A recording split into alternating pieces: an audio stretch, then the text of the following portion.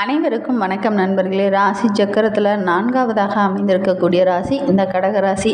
இந்த கடகராசி அன்பர்கிட்ட நிறைய நல்ல குணம் இருக்கும். ரொம்ப அமைதியானவங்களாகவும் நல்ல ஒரு ஆசானாகவும் ரொம்ப ஒழுக்கமானவங்களாகவும் இந்த கடகராசி அன்பர்கள் இருப்பாங்க.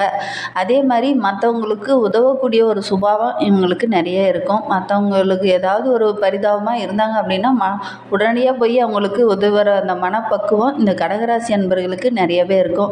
ஏன்னா இந்த கடகராசி அன்பர்களுடைய ராசி அதிபதி பார்த்திங்கன்னா சந்திரன் என்பதனாலே கொஞ்சம் உணர்ச்சி வசப்படக்கூடியவங்களாக இவங்க இருப்பாங்க. மென்மையான குணம் படைத்தவங்களாக இவங்கள பெரும்பாலும் இருப்பாங்க. அதே மாதிரி கொஞ்சம் சென்டிமெண்ட் பார்க்குறவங்களாக இவங்க இருப்பாங்க. நீங்கள் பார்த்த உறவுகள் வகையில் இந்த கடகராசி அன்பர்கள் இருந்தாங்க அப்படின்னா அவங்களும் இந்த மாதிரி தான் இருக்காங்களா அப்படிங்கிறத மறக்காமல் எங்களுடைய கமெண்ட் பாக்ஸில் தெரிவிங்க. இந்த கடகராசி அன்பர்களுக்கு அடுத்து வருகின்ற 7 நாட்களும் எப்படி அமைந்திருக்கு, தொழில், வியாபாரம், குடும்ப வாழ்க்கை, நிதி நிலைமை இதெல்லாம் உங்களுக்கு சாதகமாக அமைந்திருக்கா அல்லது பாதகமாக அமைந்திருக்கா அப்படிங்கிறது எல்லாமே இந்த வீடியோவில் விளக்கமாக சொல்லியிருக்கோம். இந்த கடகராசியில் பிறந்த 3 நட்சத்திரக்காரர்களுக்கும் எந்த மாதிரியான பலன்கள்லாம் கிடைக்கிறதுக்கு அப்படிங்கிறதையும் இதில் விளக்கமாக சொல்லியிருக்கோம். நிச்சயமாக இந்த வீடியோ உங்களுக்கு பயனுள்ளதாக தான் இருக்கும். அதனால் இந்த வீடியோவை ஸ்கிப் பண்ணாமல் கடைசி வரைக்கும் பாருங்கள். நீங்கள் இப்போ தான் ஃபஸ்ட் டைமாக நம்ம சேனலை பார்க்குறதா இருந்தால் நம்ம சேனலை சப்ஸ்கிரைப் பண்ணிவிட்டு கூடவே இருக்கிற பெல் ஐக்கானையும் கிளிக் பண்ணிக்கோங்க. அப்போ தான் நாங்கள் போடுற ஒவ்வொரு வீடியோவுமே உங்களுக்கு நோட்டிஃபிகேஷனாக வரும். நீங்கள் கடகராசி அன்பராக இருந்தால் மறக்காமல் நம்மளுடைய சேனலுக்கு ஒரு லைக் கொடுத்துட்டு உங்களுடைய ஃப்ரெண்ட்ஸ் யாராவது கடகராசியில் இருந்தாங்க அப்படின்னா மறக்காமல் இந்த வீடியோவை அவங்களுக்கும் ஷேர் பண்ணிவிடுங்க. அதே மாதிரி உங்களுக்கு முருகப்பெருமானை ரொம்ப பிடிக்கும் அப்படின்னா முருகனுக்கு அரோகரா அப்படிங்கிற மந்திரத்தை மறக்காமல் 3 டைம் எங்களுடைய கமெண்ட் பாக்ஸில் தெரிவிங்க. அப்படி தெரிவிக்கும் போது நீண்ட நாளாக வேண்டுதலாக ஒரு விஷயம் மனதுக்குள்ளேயே வைத்துட்ருப்பீங்க இல்லையா, அந்த ஒரு விஷயம் கூடிய விரைவில் நடைபெறணும் அப்படின்னு நினச்சிக்கிட்டு வேண்டிக்கிட்டு இப்படி செய்து பாருங்கள். நிச்சயமாக நடைபெறுவதற்கான ஒரு யோகமெல்லாம் இருக்குது. ஏன்னா நம்பிக்கையோடு செய்கிற ஒவ்வொரு விஷயத்துக்கும் ஒரு நல்ல பலன் கிடைக்கும். நீங்களும் நம்பிக்கையோடு இப்படி வேண்டிக்கிட்டு செய்து பாருங்கள், நிச்சயமாக நடைபெறும். சரி, நம்மளுடைய கடகராசி அன்பர்களுக்கு ஏதாவது ஜோதிட ரீதியாக ஏதாவது சந்தேகங்கள் இருக்குது அல்லது ஜோதிடர்கிட்ட ஆலோசனை வேணும் அப்படின்னா மேலே டிஸ்கிரிப்ஷனில் வந்து ஜோதிடரோட வாட்ஸ்அப் நம்பர் கொடுக்கப்பட்டிருக்கு. அந்த நம்பருக்கு கால் பண்ணி முன்பதிவு செய்துக்கோங்க. நிச்சயமாக உங்களுடைய சந்தேகங்களுக்கு நல்ல ஒரு எளிமையான பரிகாரங்கள் மூலிமா நல்ல ஒரு தீர்வு வழங்குவார். சரி, நம்மளுடைய கடகராசி அன்பர்களுக்கு அடுத்து வருகின்ற 7 நாட்களும் கிரகநிலை எப்படி அமைந்திருக்கிறா, உங்களுடைய ராசியில் செவ்வாய் இருக்கிறார், தைரிய வீரிய ஸ்தானத்தில் கேது பகவான் இருக்கிறார், பஞ்சம ஸ்தானத்தில் சூரிய பகவானும் புதனும் இருக்கிறாங்க. ஆனால் புதன் வந்து வக்ரகம் அடைந்திருக்கிறார். ருண ரோகஸ்தானத்தில் சுக்கிரன், அஷ்டமஸ்தானத்தில் சனி பகவான், பாக்கியஸ்தானத்தில் ராகுவும், லாபஸ்தானத்தில் குரு பகவான் வக்ரகம் அடைந்திருக்கிறார். சந்திரன் என கிரக நிலைகள் அடுத்து வருகின்ற 7 நாட்களுமே இருக்குது. வேறு கிரகநிலை மாற்றம் எதுவுமே இல்லை. இதனால் நம்மளுடைய கடகராசி அன்பர்களுக்கு எந்த மாதிரியான பலன்கள்லாம் கிடைக்கிறதுக்கு அப்படிங்கிறத பார்க்கலாம். மற்றவங்களுடைய உணர்வுக்கு மதிப்பளிக்கக்கூடியவங்க இந்த கடகராசி அன்பர்கள்.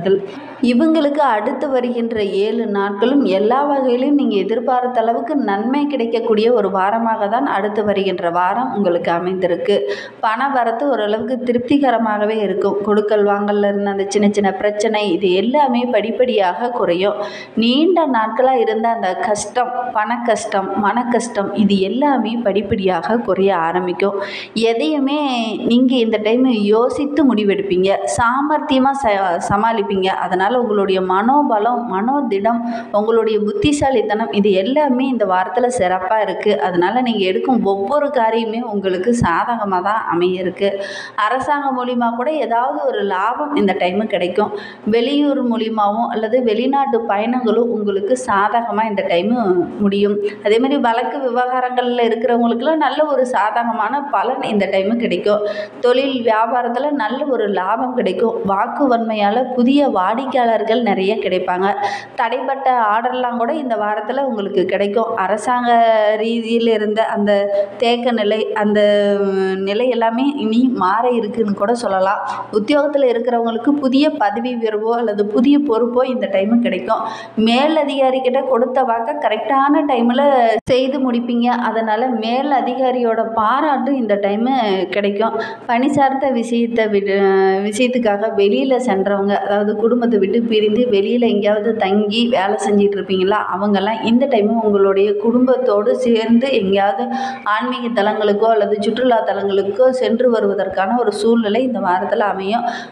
குடும்பத்துடன் மகிழ்ச்சிகரமாக இந்த டைமு வெளியில் செல்லக்கூடிய ஒரு யோகம் இந்த கடகராசி என்பவர்களுக்கு இந்த வாரத்தில் அமையும். கணவன் மனைவியிடையே நல்ல ஒரு ஒற்றுமை அதிகரிக்கக்கூடிய வாரம். பிள்ளைகள் மூலியமாக கூட இந்த வாரத்தில் ஏதாவது ஒரு மகிழ்ச்சி தர மாதிரி ஒரு செய்தி உங்களுடைய காதுக்கு வரும். பெரியவர்கள் மூலிமா இந்த டைமு ஏதாவது ஒரு நன்மை கிடைக்கக்கூடிய ஒரு வாரமாக இந்த வாரம் உங்களுக்கு அமைந்திருக்கு அப்படின்னே சொல்லலாம். சகோதரரிடம் பேசும்போது மட்டும் ரொம்ப கவனமாக இருங்க. ஏன்னா அவங்கக்கிட்ட பேசும்போது ஏதாவது சின்ன சின்ன பிரச்சனைகள் வருவதற்கான ஒரு சூழ்நிலையெல்லாம் இருக்குது. சகோதர சகோதரிக்கிட்ட பேசும்போது ரொம்ப கவனமாக பேசுங்க. உறவினர்களுடைய ஆதரவு இந்த டைமு கிடைக்கும். பெண்களை பொறுத்தவரைக்கும் ரொம்ப சாமர்த்தியமான பேச்சு இந்த டைமு ரொம்ப முக்கியம். சாமர்த்தியமாக பேசுனீங்க அப்படின்னா எந்த ஒரு பிரச்சனையும் இல்லாமல் அதிலிருந்து விடுபட முடியும். அப்படி சாமர்த்தியம் இல்லாத நீங்கள் பேசுனீங்க அப்படின்னா நிறைய பிரச்சனைகளை சந்திக்க வேண்டிய ஒரு சூழ்நிலை இருக்குது. கொடுக்கல் வாங்கல ரொம்ப கவனமாக இருங்க. பண வரத்து ஓரளவுக்கு திருப்திகரமாகவே இருக்குது.